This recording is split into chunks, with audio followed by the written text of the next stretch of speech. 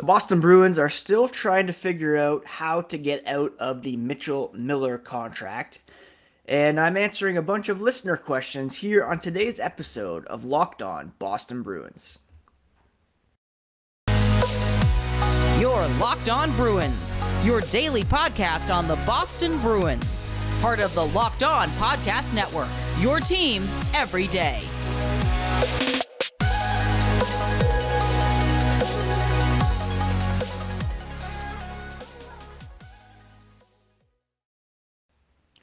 What is up, Bruins fans, and welcome back to the Locked On Boston Bruins podcast. I'm your host, Ian McLaren, and this is a daily show where we discuss all things Spoked B.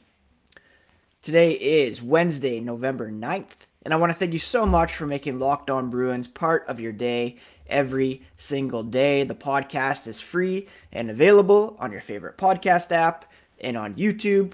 Please do smash that subscribe button so that you never miss a thing. If you're on Twitter, Instagram, you can find the podcast at Locked NHL Bruins. And you can find me, my dad jokes, hockey tweets at Ian C. McLaren. The Bruins did not play last night. They're off again today as they prepare for tomorrow night's game against the Calgary Flames. In the meantime, and as much as people don't want to hear about it or continue to talk about it, the Mitchell Miller situation is still hanging over the organization.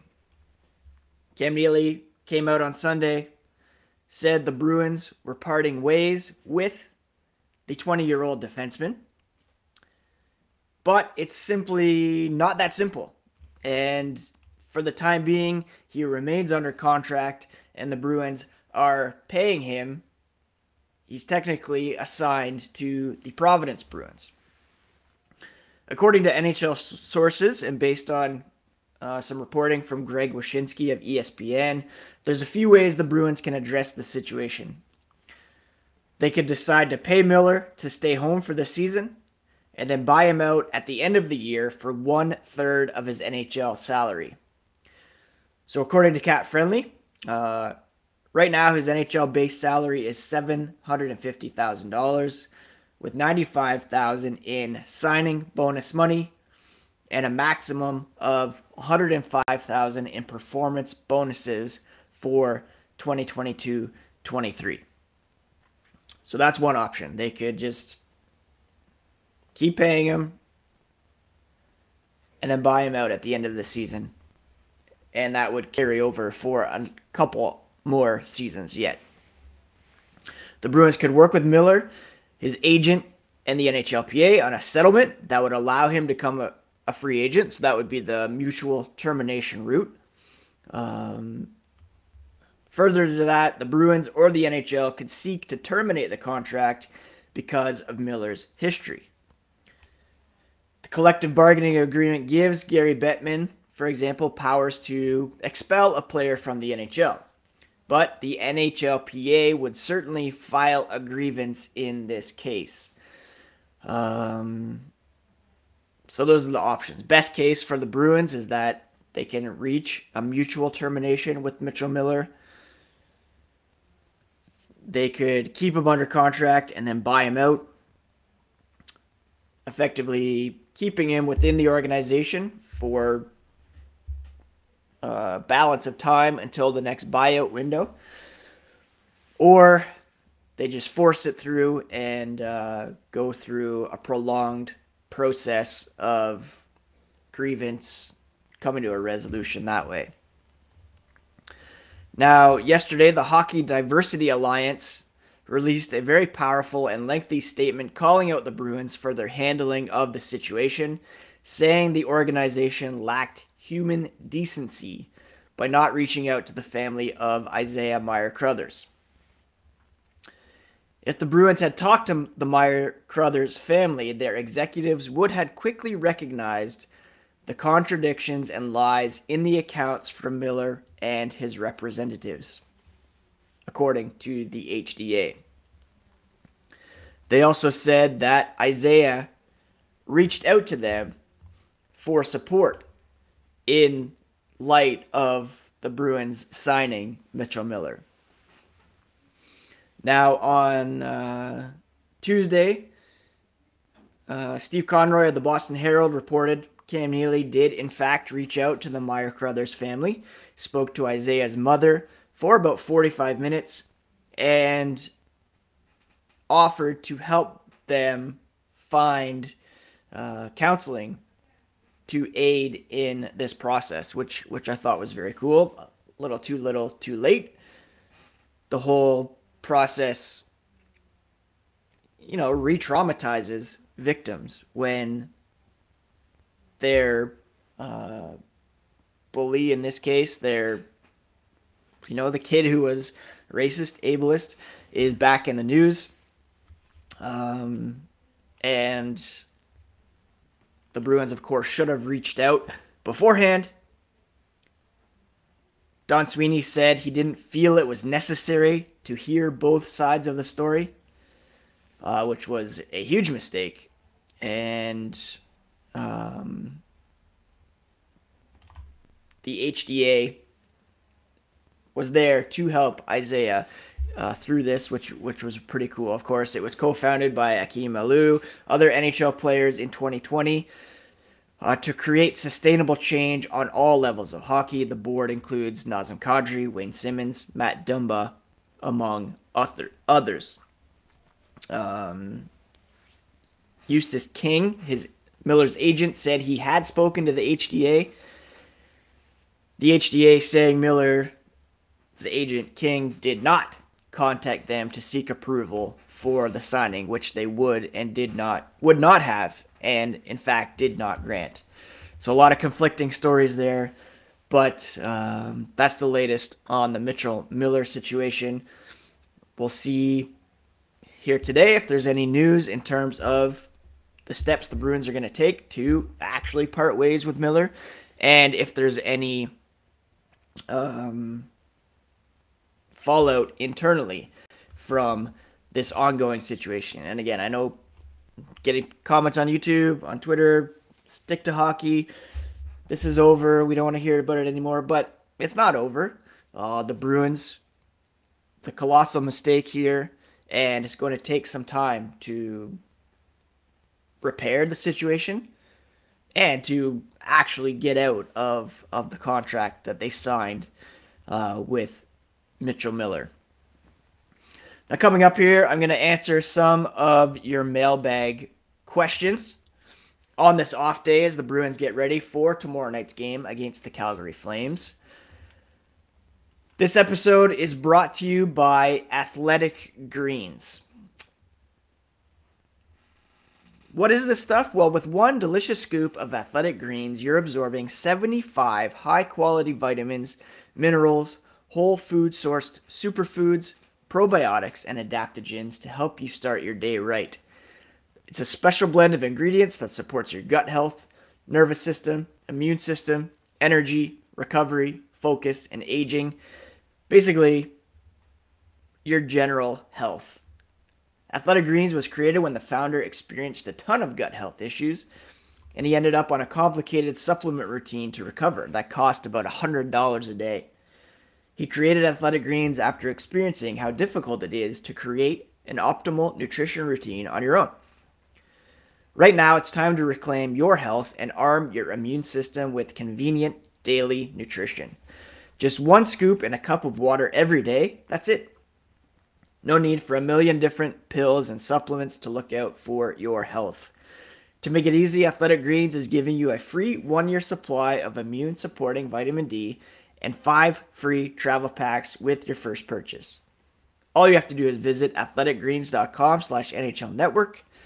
That's athleticgreens.com/NHL Network to take ownership over your health and pick up the ultimate daily nutritional insurance.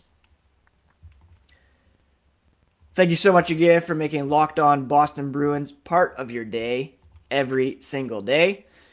For your second listen, check out Locked On Sports Today. From the games that matter to the biggest stories in sports, go beyond the scoreboard and behind the scenes with local experts and insights only Locked On can provide. Locked On Sports Today, available in YouTube and wherever you get podcasts. All right, let's get to some mailbag questions. The first one comes from Twitter, Denny Dester at DesterJester. They ask, with the hot start to the season and a legit shot at the cup, should the Bruins make sure Charlie McAvoy does not rush back from his injury? Hampus Lindholm has been great to start the season. Connor Clifton has been better than expected. Marchand progressed faster than expected, but curious to get your thoughts. I do think the Bruins are being fairly careful with Charlie McAvoy. He's been practicing for over a week now with the team. He went on the road trip last week, and it appears as though he could be ready to return perhaps as early as tomorrow night, but certainly within the next week or so. The initial timeline was that he would return closer to the end of November, around Thanksgiving or the Black Friday game. So he's not that much earlier than expected, certainly not as quick as Brad Marchand's recovery. Of course, they need to be careful with him. He is their franchise defenseman. Yes, Hampus Lindholm has played as such in his absence. And I can't wait to see both of those guys on the ice at the same time in Jim Montgomery's system, which emphasizes defensemen being active with the puck. We've seen Hampus Lindholm, some end-to-end rushes, especially against Pittsburgh last week. Obviously, with the shoulder, you can't fully test it in practice. You're not going to have guys hitting McAvoy as in a game situation.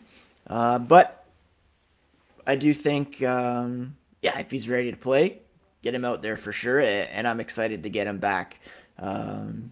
They've proven that they can more than stay afloat in his absence, but obviously having him back in the lineup will just make the team that much better. And yes, Connor Clifton has played extremely well. I don't know if he can play top pair minutes all season long. He's better suited in probably a third pairing role, and a defense of Lindholm, McAvoy, Grzelcyk, Carlo, Forbort, Clifton, with the opportunity to bring Zboril or Strawman in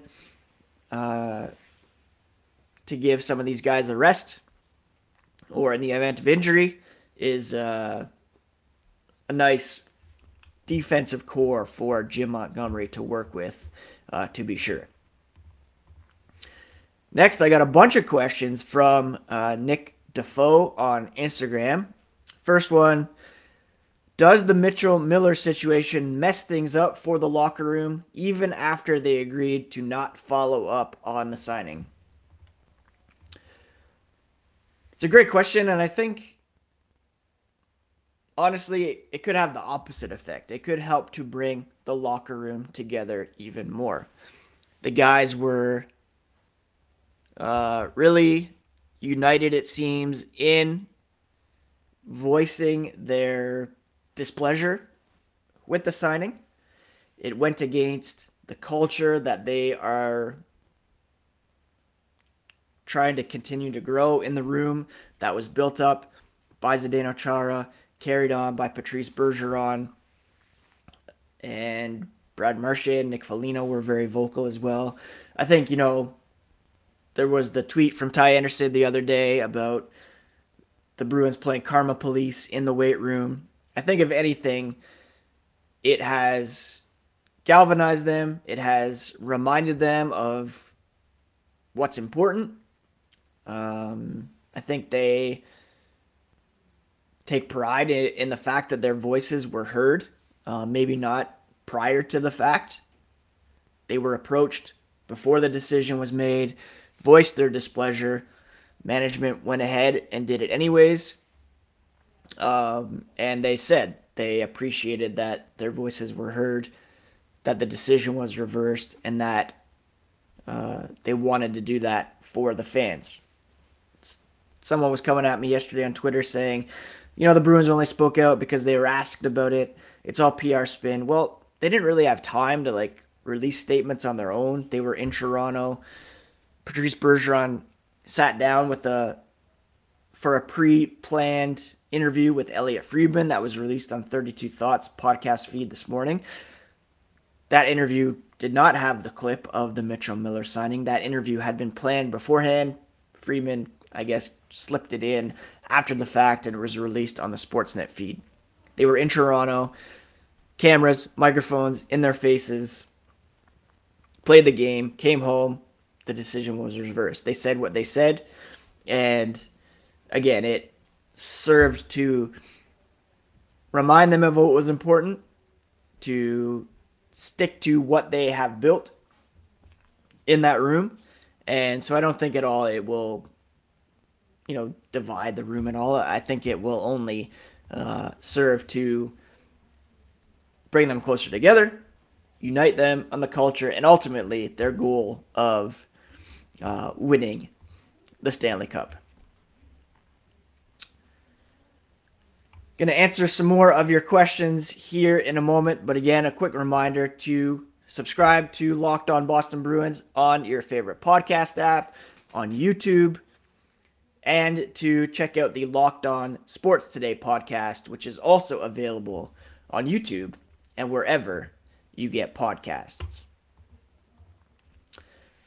Nicholas Defoe on Instagram also asked, players like DeBrusk and Foligno, do you think they finally found their games back this year? DeBrusk especially, he's looked great. What point range do you see DeBrusk and Foligno being in by the end of the year? I mean, DeBrusk especially, I think you saw him find his game last season after being placed on the top line with Patrice Bergeron and Brad Marchand. Right now, he has 5 goals, 5 assists for 10 points through 12 games, putting him on pace for 32 goals and 32 assists. That would establish career highs for him, certainly in both goals and assists and total points. Previously, 43 points in his rookie year, 27 goals is his career high there, where he had 42 points 2018-2019, 42 points last season, 25 goals, 17 assists. Certainly it would be amazing to see him get to that 30-goal mark for the first time in his career. I think that's very possible, playing on the top line with Bergeron and Marchand. The assists, you'd love to see stay up as well. He could perhaps fall off a bit, but it should be noted that his shooting percentage at the moment is 10.6, which is under his career average of 12.4.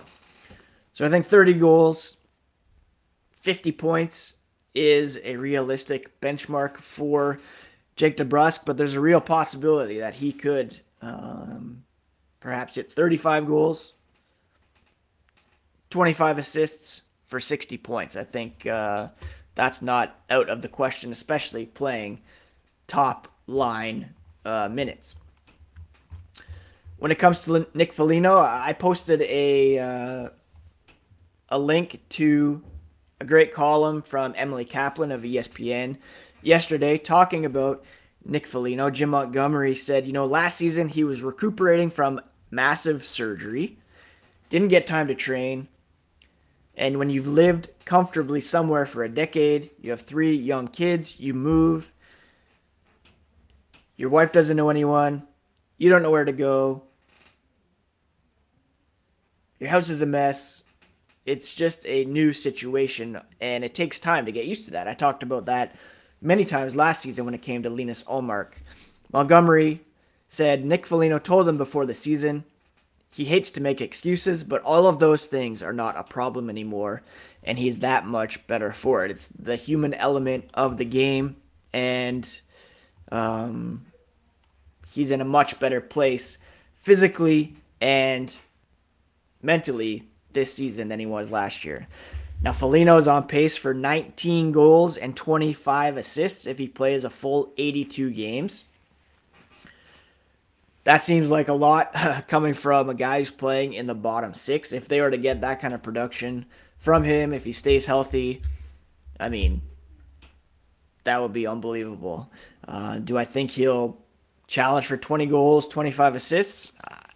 That's challenging if you're playing on the fourth line. Maybe if he sticks on the third line, Zaka, Coyle, Foligno, perhaps if Craig Smith is moved at some point to free up some cap space for Charlie McAvoy. But if they can continue to get the kind of effort he's bringing every night, numbers aside, his overall game has drastically improved. He's much more effective out there, and he is able to create some havoc out there as well. His shooting percentage at the moment is 21.4, so that's obviously going to come back to earth. I would expect him to perhaps not keep up this kind of production, but just the overall effort and the leadership that he's bringing in the room is invaluable as well. I love what I see from both of these guys so far. Couple more questions here. Trent Frederick has been outstanding this year. Do you think he's still doing more harm rather than good? And is he a mainstay now on this roster?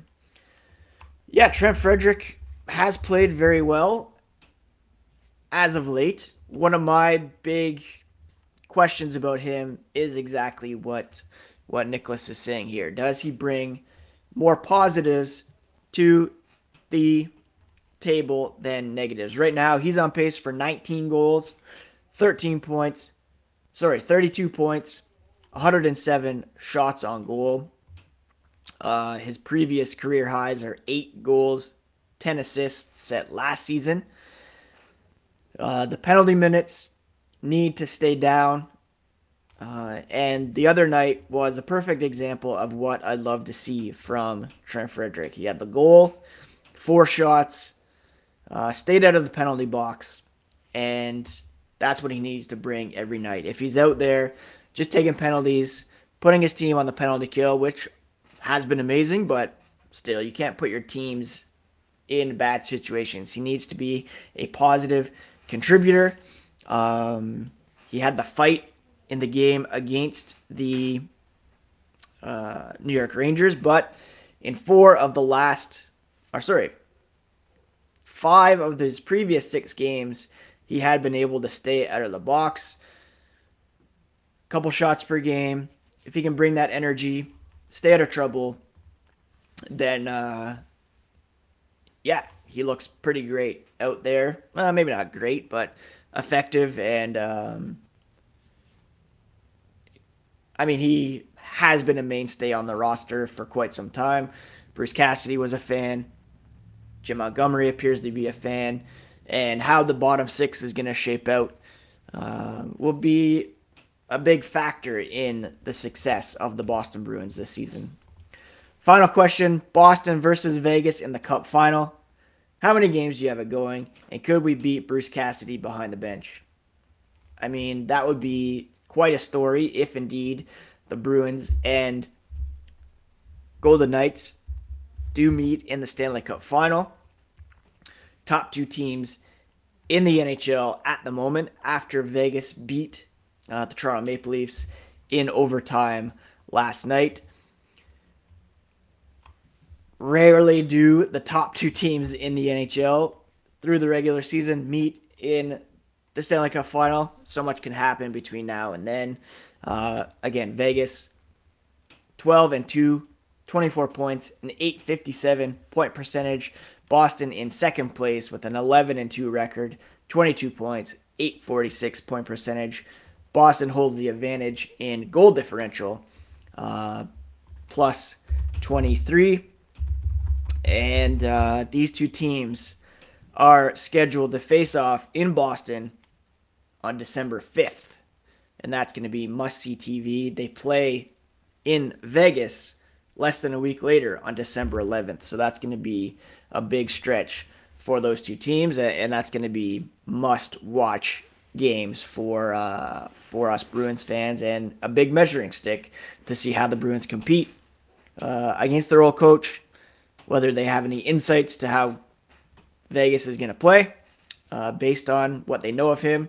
And right now they're on a heater, 8 games in a row they've won.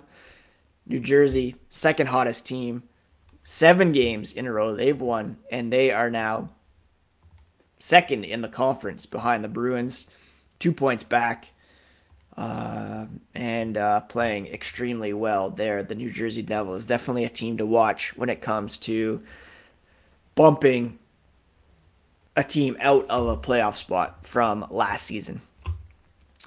All right, that's it for today's episode of Locked On Boston Bruins. Thank you so much for tuning in. Tomorrow we will preview the game against the Flames. We will also update the Cup check, look at the top 5 teams around the NHL, where the Bruins stack up among them. Please do take care of yourselves, take care of each other, and we'll talk to you again here tomorrow on Locked On Boston Bruins, part of the Locked On Podcast Network, your favorite team every single day.